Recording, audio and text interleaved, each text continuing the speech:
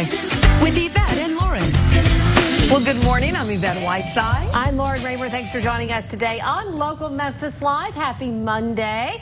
After the weekend, it was so cloudy and so outside, you know, we need to pick me up. And this last weekend was kind of cruddy, but we're looking ahead at next weekend. And next weekend, I'm hoping that it's going to be good because I'm going to the Memphis in May. And right now, the weather looks gorgeous. Good. Sunny and 75. I mean, usually Memphis in May, it's a big fat mud fest around here. But it's going to look good, I think, coming up this weekend. I think you have a little bit more time maybe to snag your tickets. Oh, good. And my sister, her and her husband, they're going to come here to Memphis. And we're going to go see the Christian rap artist Lecrae. So we're going to go out there, and I know nothing about him, so I'm going to try to learn some of his songs. Well, this week. Good. Next weekend is Derby week. You guys know I'm from Kentucky, so next weekend's the Kentucky Derby. So my mom's going to be in town. We're going to be throwing a little bit of derby. Maybe a little derby party with the big hat. That's good. Too. So I don't know why we're talking about the weekend. It's Monday after all. I know, we have a good show planned for you today, at least. We do. Coming up today on Local Memphis Live, learn to ballroom dance, rumba, and tango like a pro from an instructor with Fred Astaire Dance Studio. And get ready for some awesome cocktails and some healthy nachos with S's for Sweet. Plus, Miss Tipton County stops by to talk about her journey to the Miss Tennessee pageant. Well, Grizz Nation, get ready. Tonight, the Grizzlies take on Portland in Game 4 of their first-round playoff series. Now, the team hopes to put away the Trailblazers tonight. Now, the Grizzlies are looking for their first-ever sweep in a playoff series, and if they get it, they'll have to do it starting without Mike Conley. It's going to be interesting to see. Of course, Conley's out for Game 4 after suffering that facial injury in Game 3. I think it was in the third quarter. It hadn't been confirmed if he will undergo facial surgery or not today. So it looks sounds like it's a lot more serious than what it looked like out on the court. The Grizz still came out on top during that game, beating Portland 115 to 109.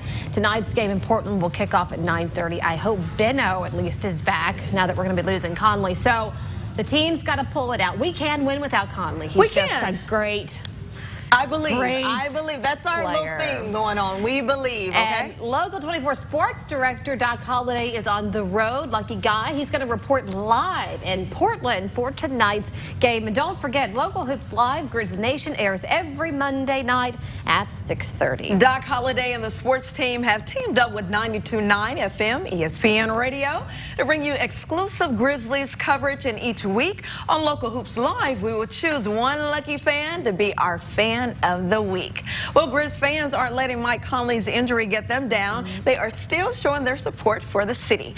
Check out Hurdy Ferris. She is dedicated to the Memphis Grizzlies. She has been a true MVP season ticket holder for 15 seasons and considers all of her players as her kids, especially Zebo. You can email your Grizz fan photos to share it at localmemphis.com or post the pictures on our Facebook or Twitter pages at Local Memphis. It is opening week at Bass Pro Shops. There's a lot going on this week. I know. Starting today, our cameras will get a first look at the all-new Big Cypress Lodge. It's the hotel and one of the many attractions on the property. This is very exciting. Now, the rest of the week's lineup include access to the Ducks Unlimited Water Flowing Heritage Center, retail and attractions, and Thursday will be the grand opening with the first full day to the public. So excited. Can't wait to get down there. Well, it may be more than a week away, but celebrations are already beginning for Cinco de Mayo. Thousands gathered on Tiger Lane yesterday afternoon for the annual Cinco de Mayo Family Fun Festival. Last year, more than 20,000 people from across the Mid-South enjoyed live bands, shows, and food. Cinco de Mayo commemorates the Mexican victory over the French at the Battle of Puebla on May 5th, 1862. Organizers of the event say it's a family-friendly way to celebrate the holiday. They also told Local 24 they put their heart into this festival for the kids and the community. We've How got much our fun own is that? Cinco de Mayo celebration coming up today on the show. Celebrating like the whole week before Cinco de Mayo. Right. And a big birthday for a local restaurant group. We had them on LML last week. Huey's turned 45 over the weekend, and the owners threw a big party with everybody to celebrate.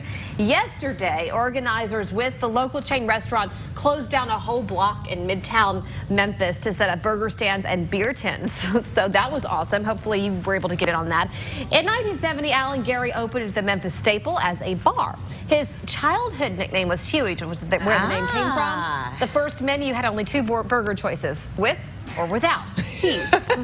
Well, now Huey's has dozens of food options at its 8 restaurants around town. It's unknown when diners started shooting toothpicks, but every morning Huey's owner would, take them down until he decided to hold a contest himself. Now, customers will pay $1 to guess the number of toothpicks stuck in the ceiling, and the money would go towards the Memphis Zoo. Now, the contest is now an annual tradition, and it has raised $70,000 for the zoo. It was a great way for us to give back to the community and thank Memphis for 45 great years. It's really important for us to have this party to be able to thank all of our loyal customers. And a portion of the proceeds is going to Restore Corps, the nonprofit group that works to eradicate human trafficking. So always doing great things for the community. And I've tried to shoot the toothpick before. You missed. I can't ever get it into the ceiling. You guys have some crazy airflow or something. Are you good with darts anyway? Like my dad used to have this little dart game. Debatable. No, but you're doing it with your mouth. You have to blow with your mouth. Oh, wow. I just thought that's what I was told. No, you take it and you put it in a straw and you... No, honey, I wouldn't be good with that. Maybe someone played a trick on me. I don't know. I couldn't do it. Well, good news for Elvis fans. The king of rock and roll's planes will stay at Graceland. Good. I'm excited about this because I haven't got a chance to experience the planes yet. Okay, so that's according to a tweet by Lisa Marie Presley, and it's being confirmed by Graceland Update. Now, Lisa Marie tweeted to her followers, exciting news. I wanted to be the first to tell you the planes will remain at Graceland forever. We own them and have fun plans for them as well. Graceland previously said the planes had to be moved off its property, and earlier this month, the Memphis Office of Planning and Development granted a petition to move the planes to a vacant lot near the mansion. Owners of the Hound Dog 2 and Lisa Marie said they wanted to build a museum and exhibit across the street from where they're currently housed. It's not yet known if that's still the plan, but at least they're sticking around at this point. And this is probably the hottest topic that you're catching up on from the weekend. Bruce Jenner, the Olympic gold medalist turned reality star, confirming the tabloid speculation that he is transitioning from a man to a woman, speaking openly to Diane Sawyer in a highly publicized ABC special. Jenner firmly dismissing skeptics that this is some sort of publicity stunt to promote another reality show documenting his change. Well, he said he knew he was different at 8 years old when he began trying on his mother's dresses. Now, Jenner says he hasn't decided whether to do a sex change. For now, it's been cosmetic surgery combined with female hormones. He says his children, 10 of them between his biological and stepchildren, have largely been supportive, several appearing by his side. I got a chance to watch the interview. Did you watch it? I did not, but I saw clips of it, and I know. It was a great interview. If you missed it, I actually was like laying in bed. I was taking notes. If you missed it, okay, he says that he has a female soul. That's what he believes. And then he doesn't have a desire to be with a male at all, even though he's going through this change. He says gender and sexuality are two separate Right, things. Exactly. ABC reached out to a transgender writer, and that person cleared up things by saying sexual